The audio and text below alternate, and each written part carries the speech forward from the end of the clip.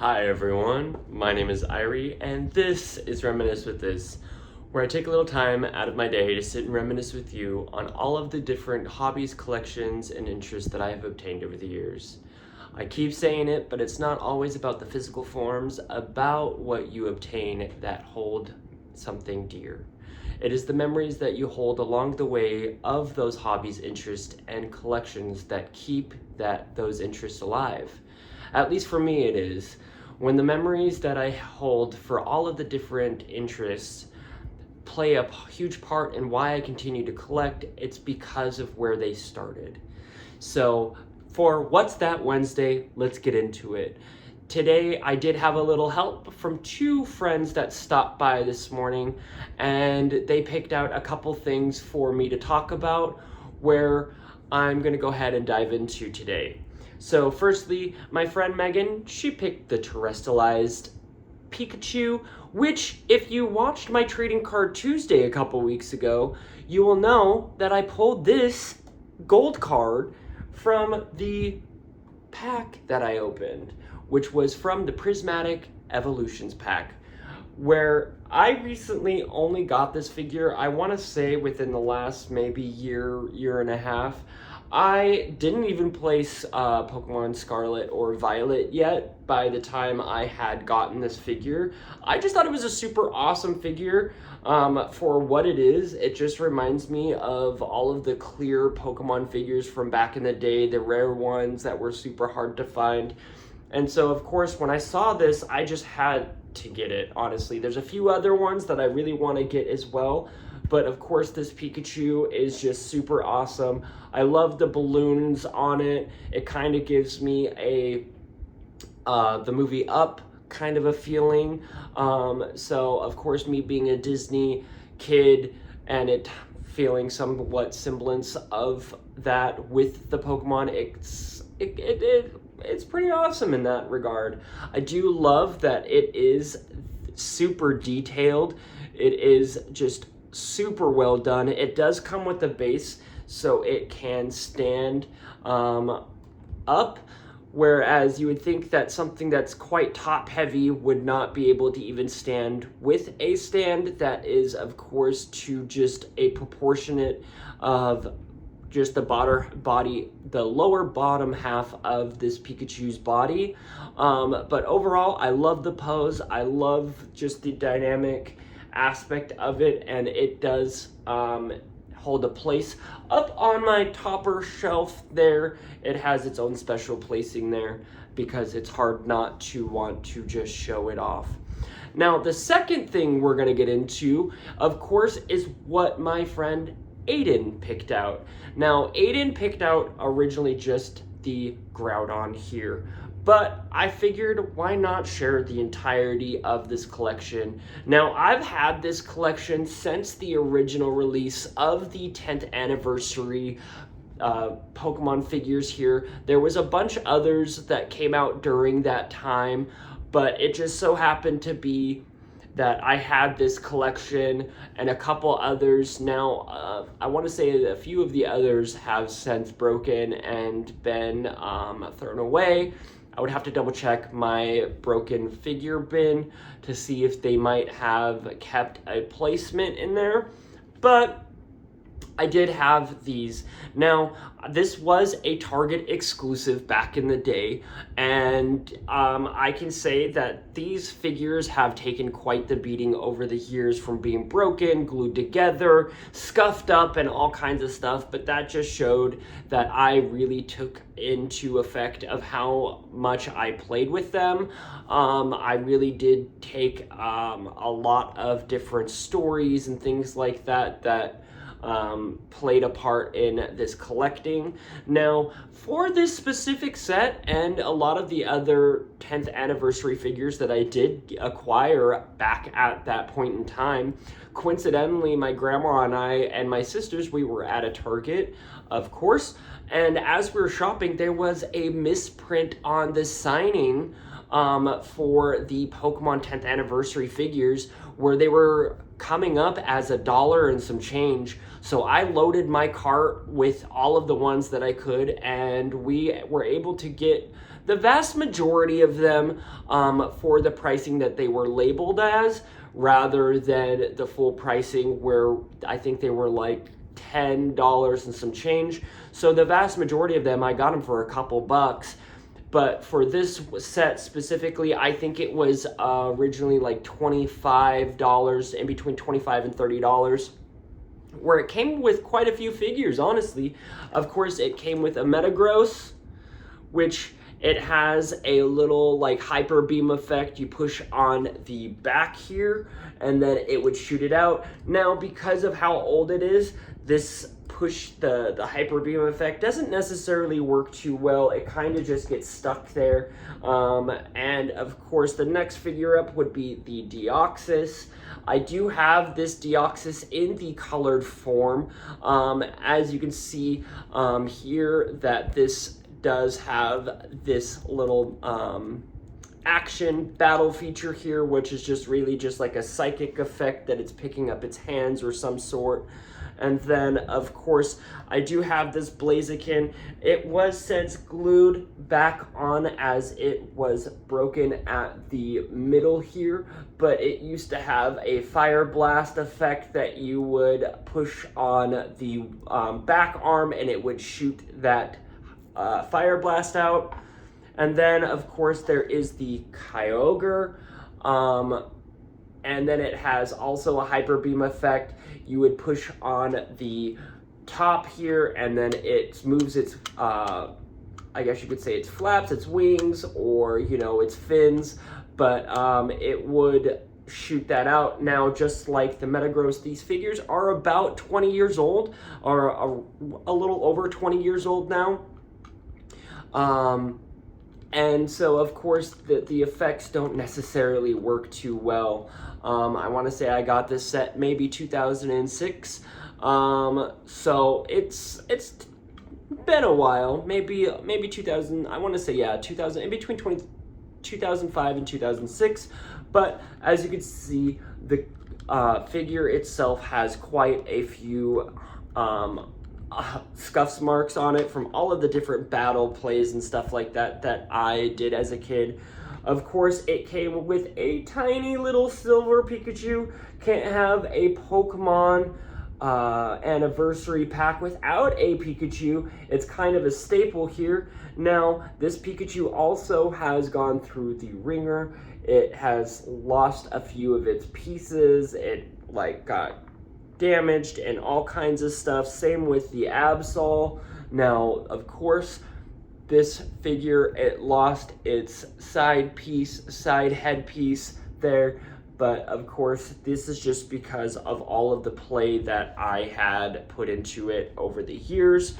And then, of course, there was the Rayquaza that you would twist its tail here, and then you would push on the arms, and then, of course, it still moves, but not as it used to. I feel like it has some hindering there. As you can see, over time, it kind of now has a bigger gap in between the tail here. So I don't really use it at all anymore these days, as I don't want to risk breaking it. I do have another one that has been broken. It was the clear Rayquaza figure that came out around that time period.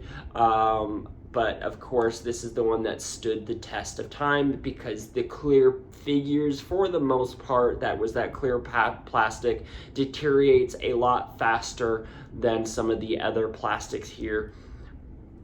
And then, of course, the next one up is Typhlosion.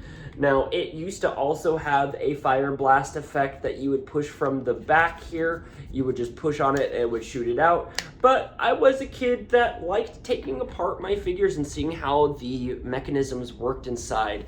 And this is one that I was not able to fully understand how to put it back together. There was not a whole lot of like YouTube tutorials or anything like that for the circumstance, if that came about, and I just was able to at least put it back together so I had the figure itself.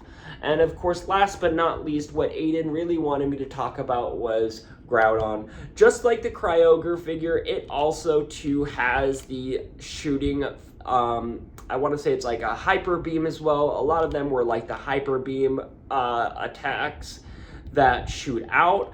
Now, of course, this was one that I was able to put back together, but not fully to the full extent when I took it apart.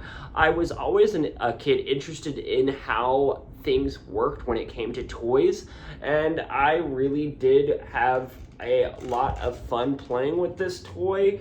And it's probably one of the reasons that it doesn't necessarily shoot all too well anymore, is the simple fact that I did take it apart. But it still has, if I push a little hard on it on the feet, as that's how it shoots the hyper beam, then it does still somewhat work.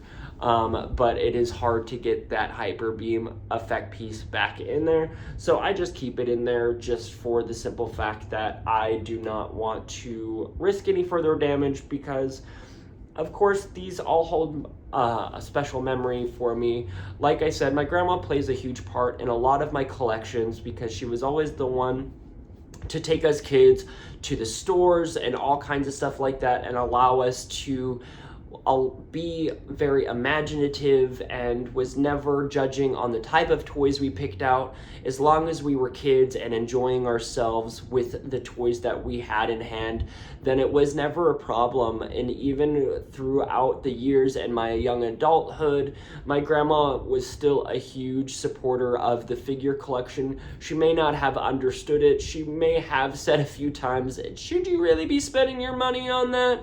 And then, of course, when I would say, "Well, at least it's making me happy," then she's like, "Well, I guess so, but maybe you should save a little bit more money for the future." And, that's just how grandmas are, right?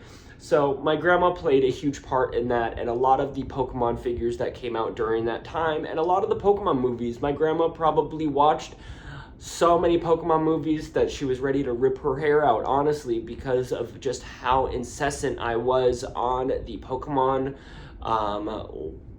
collecting and the watching of the movies, the shows, and just how important of a placement it was for my childhood in simpler times. Even then, as I was getting older and going into middle school and getting ready for high school and things like that, it always played a huge part in my existence. So clearly, as a 32-year-old something, kind of person who still collects quite a few Pokemon figures, you could definitely say that hasn't changed. And now the next thing that I would like to get into, of course, is my own choice here. So I'm going to move some of these aside where I can get into it. And I absolutely am so excited to talk about these. This is those old school Pokemon figures that went into these Pokeballs here, and then the chain would come out and you would be able to have these specific figures on all different types of backpacks, fanny packs, pant loops, and so forth. And honestly, I just loved collecting them growing up, from all of the different time periods. I don't necessarily think I have all of the ones that I used to have. The ones that I do have could definitely tell that they've gone through the ringer, where the ones that are more pristine are the newer figures that I have obtained over the years.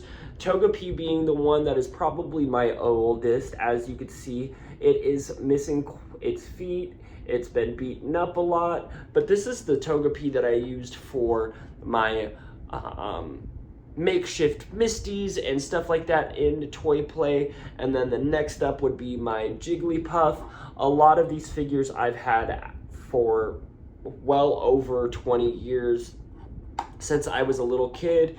And of course, the next up would probably be these two here, because this is the Jirachi and the Meowth that I was able to obtain. As you could see, one of the wings on Jirachi was broken, but this Jirachi played a huge part in a portion of the storyline of the Jirachi movie.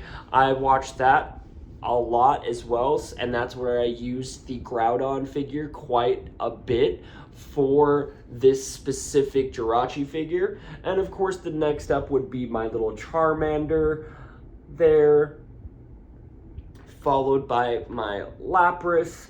These are all figures that came over the years, And of course, they all have the mechanism to be able to place into the Pokeballs, where I had originally taken all of the chains off of them because I did avidly play with them quite often. And now the two that I was able to obtain from I want to say a figure lot on either eBay or Macari, however you say it. But then, of course, there's the Squirtle and Blastoise figures. And then lastly, also the Pikachu and Snorlax. Now, recently, I want to say in the last maybe 6-ish months, I was able to obtain one of what I would consider a holy grail for me, because this was always a gift set that I had seen as a kid, but just never got it. It was never the right time or right placement when I did see it, and then over the years it was just something that I just could not find. I recently found it. The box is quite pristine. I mean, there's a few hiccups here and there from, overall, but from what it is and how old it is, I would say it's pretty decent compared to some of the other boxes that I saw that were discolored and far more damaged. And of course, the figures that it comes with inside are some of the figures that I already have here on the table here. But of course, it is going to be with a clear Pokeball. Oh, let me just drop that. But it comes with a clear Pokeball here. It comes with the same Pikachu, Jigglypuff, and Lapras that I have, but with a Horsey as well. Now, I will more than likely keep these exactly where they're at in this box for the time being, until I have some kind of shelf that I can put it in, or some kind of like glass container of some sort where I could showcase them, but also still have the box present. A lot of these figures have been a huge portion of my upbringing with the Pokeball figures. These were something that a lot of kids had on their backpacks and stuff like that growing up as kids.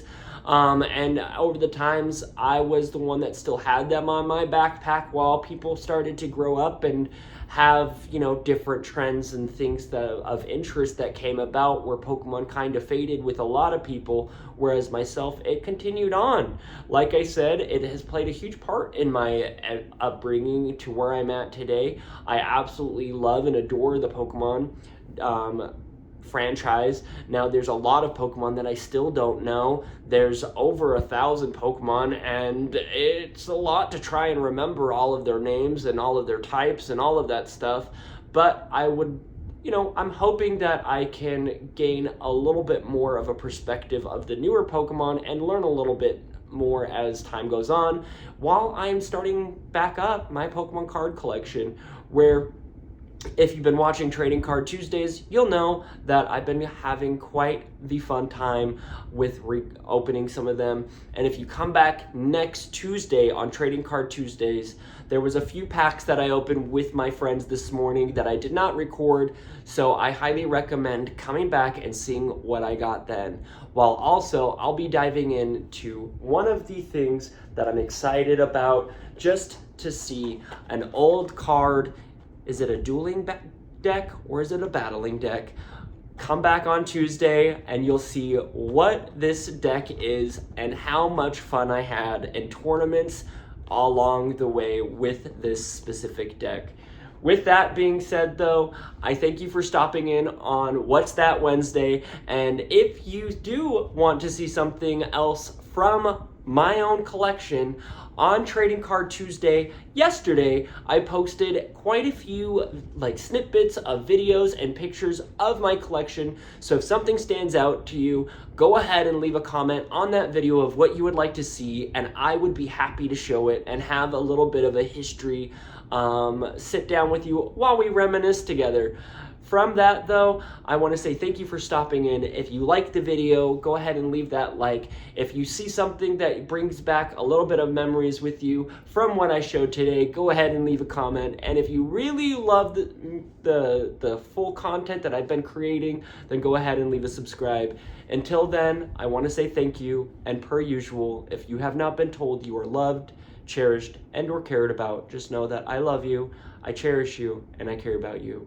Until the next time, I will catch you tomorrow. Peace.